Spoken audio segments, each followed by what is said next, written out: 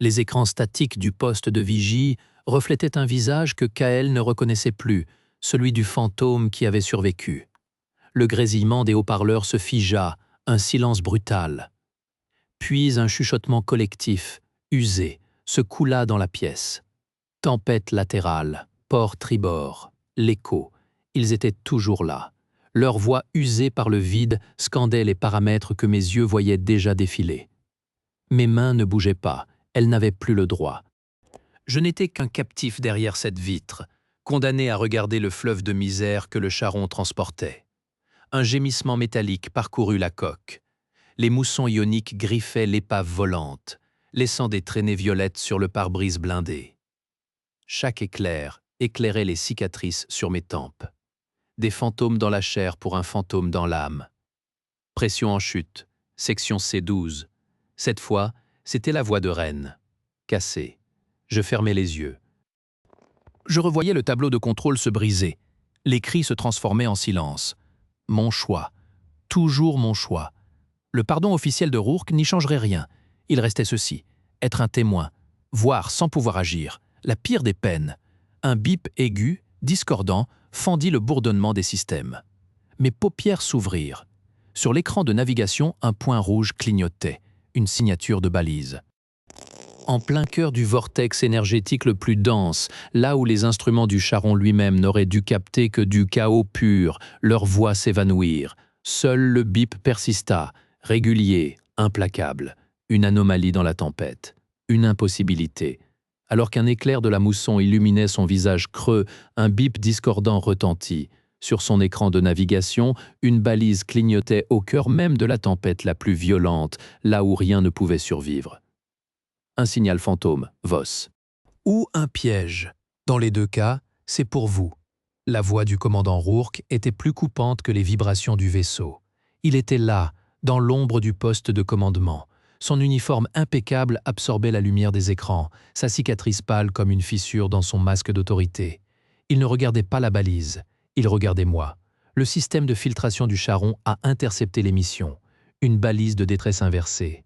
Elle appelle, mais elle ne demande pas de secours. Elle promet.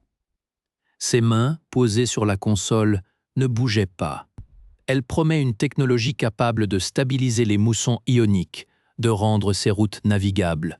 Un silence. Le bip continuait, régulier, dans mon crâne. Vous êtes un fantôme VOS, une anomalie dans mes registres. Cette balise est une anomalie dans la tempête. Logique que je vous y envoyais. Mes yeux restaient fixés sur le point rouge. Un piège, une promesse. La même chose, ici. Si vous y allez, si vous rapportez le cœur de cette technologie, votre nom sera effacé, officiellement. Vous ne serez plus un déchu. Vous aurez une chance de redevenir. Les mots tombaient comme des pierres. Redevenir. Pas un pardon. Une transaction. Si vous refusez, vous restez ici, à observer, à vous souvenir. L'écho de l'équipage murmura à nouveau, juste derrière mon oreille. Une seule note, cette fois. Une question. Je tournai enfin mon regard vers Rourke. Ses yeux étaient des puits sans fond. Il vendait une rédemption, mais il achetait ma mort. Je voyais le calcul dans son silence. Quel vaisseau? Ma voix était rauque, étrangère à moi-même. L'aiguille, une station de recherche scientifique.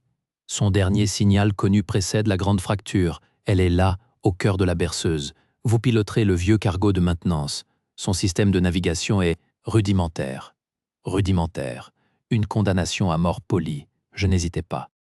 Il n'y avait pas de choix. Il n'y avait que cette lueur, ce bip idiot dans le chaos et le poids qui m'écrasait depuis 7 années. Je pars. Rourke tendit une feuille plastifiée. Un contrat de mission. Je signais, sans lire les clauses. La plume tremblait dans ma main. En signant, je sentis le poids des fantômes se faire plus lourd. La promesse de mon nom effacée des registres des lâches brillait comme un leurre dans l'obscurité. Que trouverais-je au cœur de la berceuse qui justifiait un tel appât? La navette vibrait comme une âme en peine, chaque éclair un coup de fouet sur la carapace déjà fumante de ses boucliers. Les instruments hurlaient l'hystérie.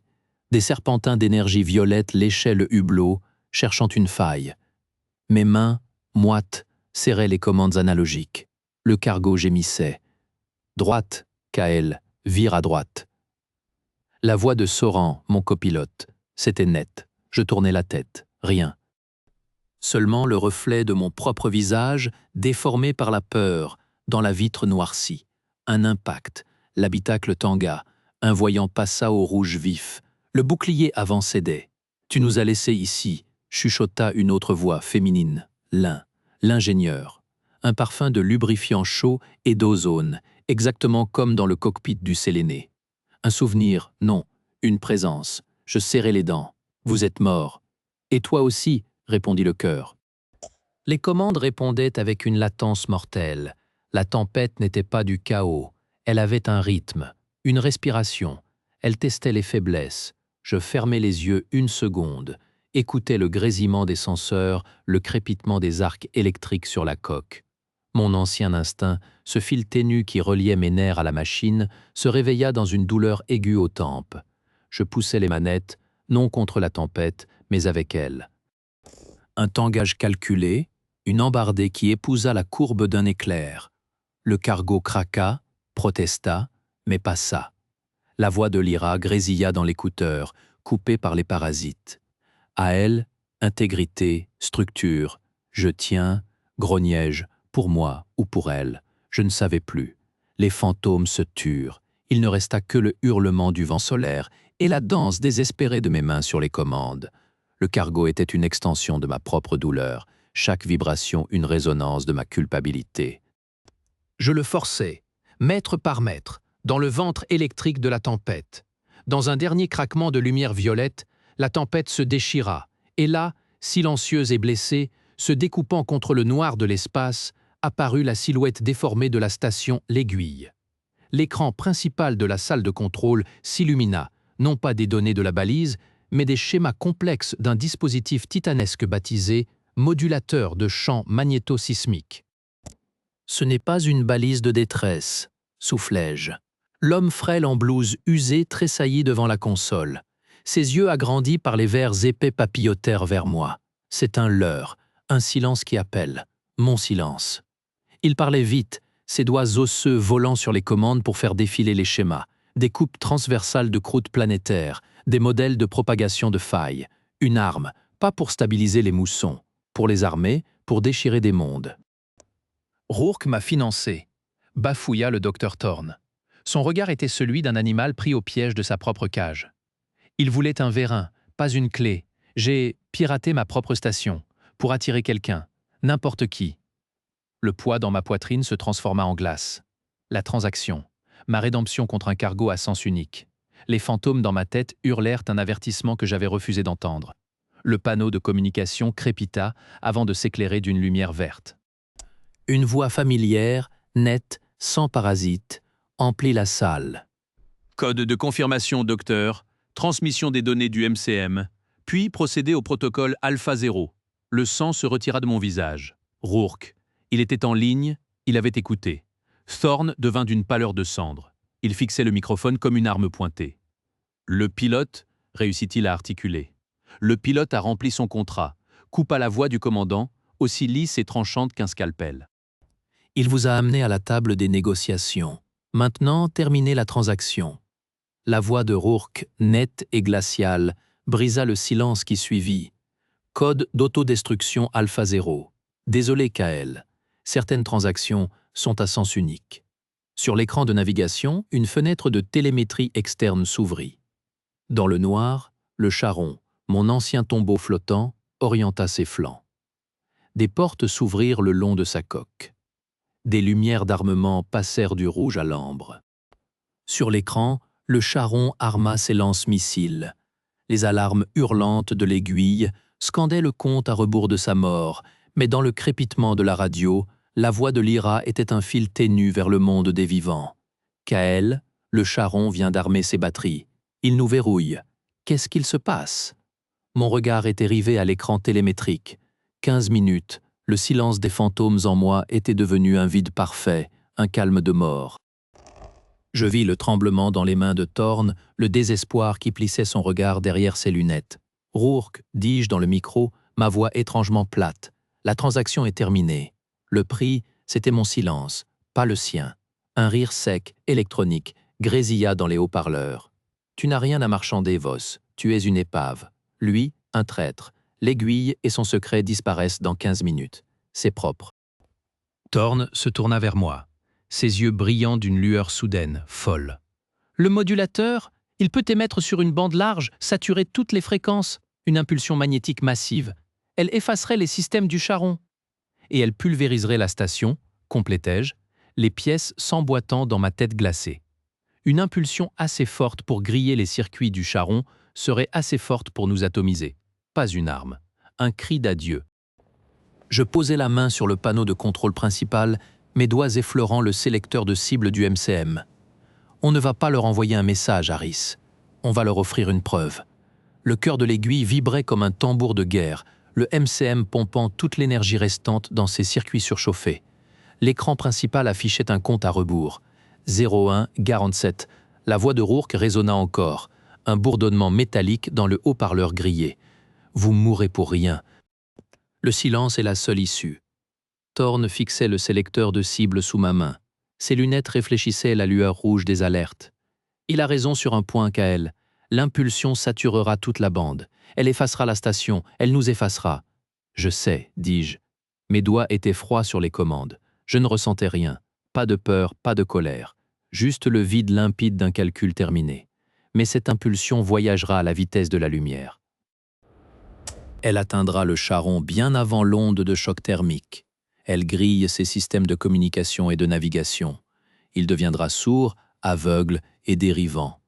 Les données de l'arme, les enregistrements de la conversation, tout sera transmis en clair sur toutes les fréquences avant que le feu ne nous atteigne. Le consortium, les colonies, ils entendront, ils verront.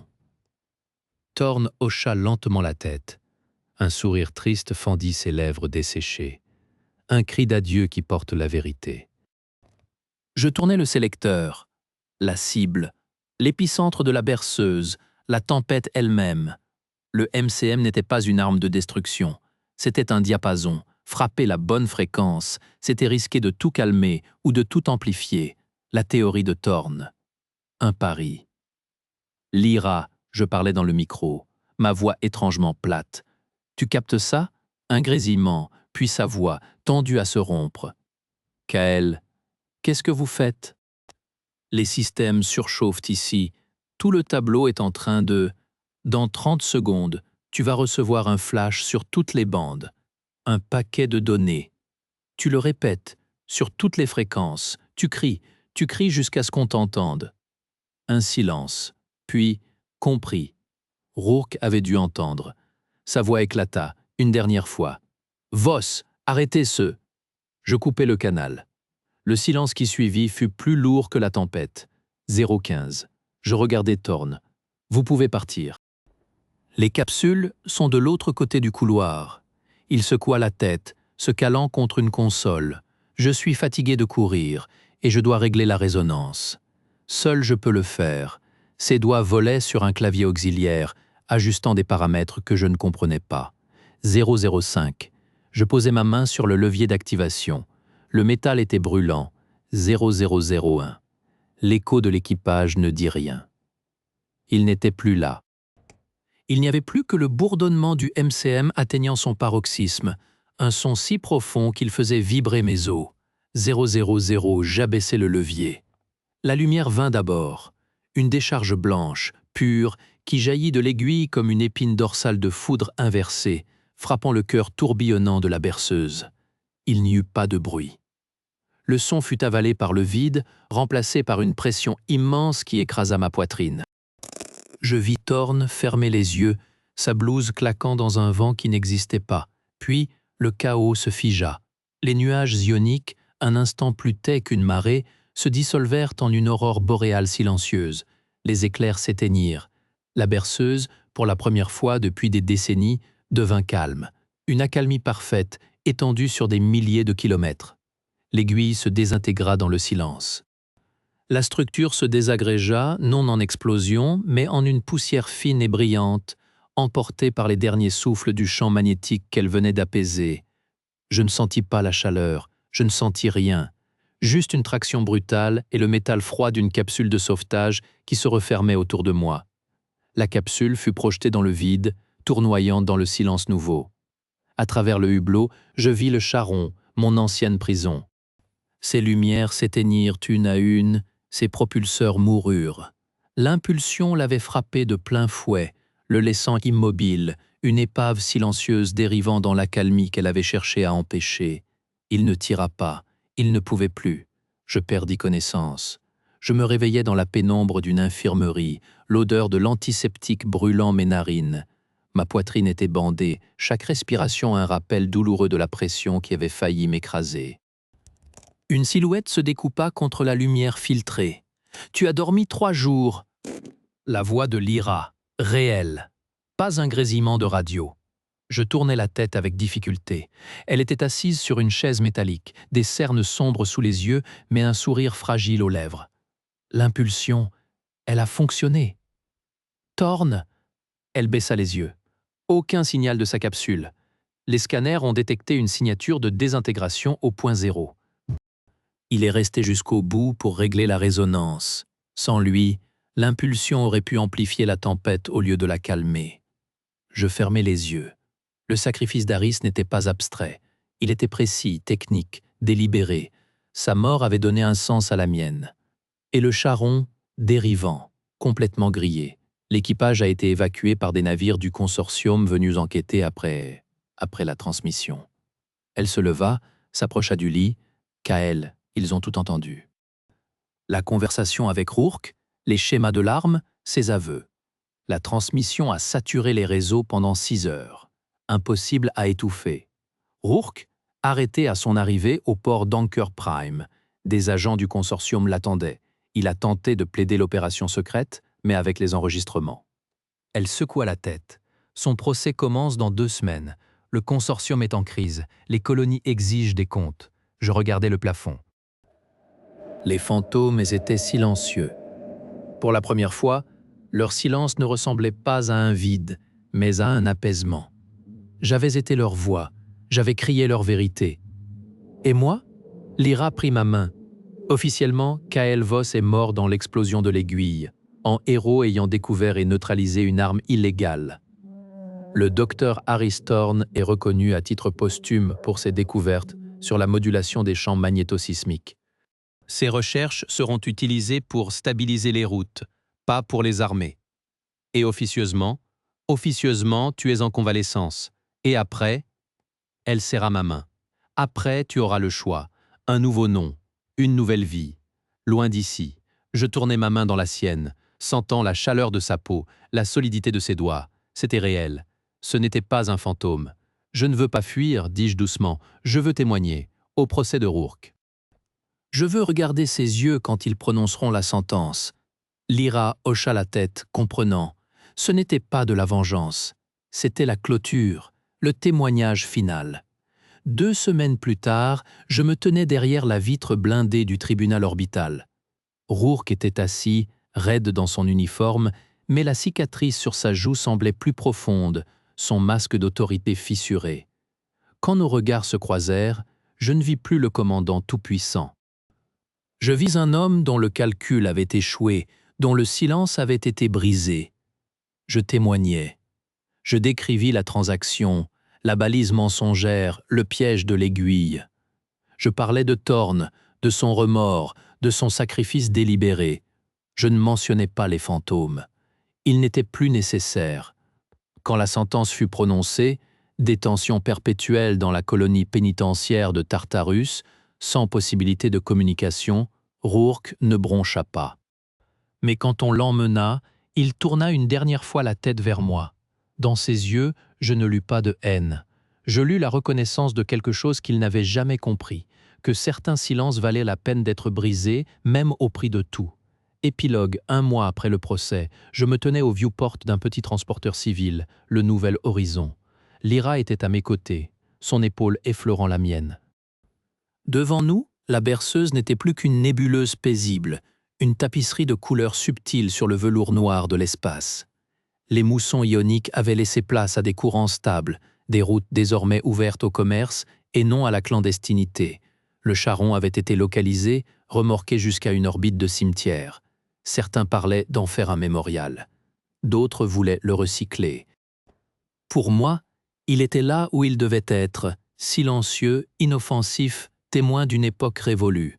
« Tu es sûr ?» murmura Lyra. Je regardais nos reflets dans la vitre. Mon visage portait encore les cicatrices, mais mes yeux n'étaient plus ceux d'un fantôme. Ils étaient fatigués, marqués, mais présents, vivants. « Je suis sûr, dis-je. Je ne cherche plus les visages dans les nuages. » Je pris sa main. Sa chaleur se répandit dans ma paume, remontant le long de mon bras, remplissant les espaces que les fantômes avaient laissés vides. Ce n'était pas un effacement, c'était un remplacement. La douleur par la présence, la culpabilité par la responsabilité assumée. Le transporteur s'éloigna de la station, ses moteurs murmurant doucement. Nous ne fuyions pas, nous allions vers les colonies frontalières qui avaient entendu notre cri d'adieu et y avaient répondu par des offres de travail, de reconstruction.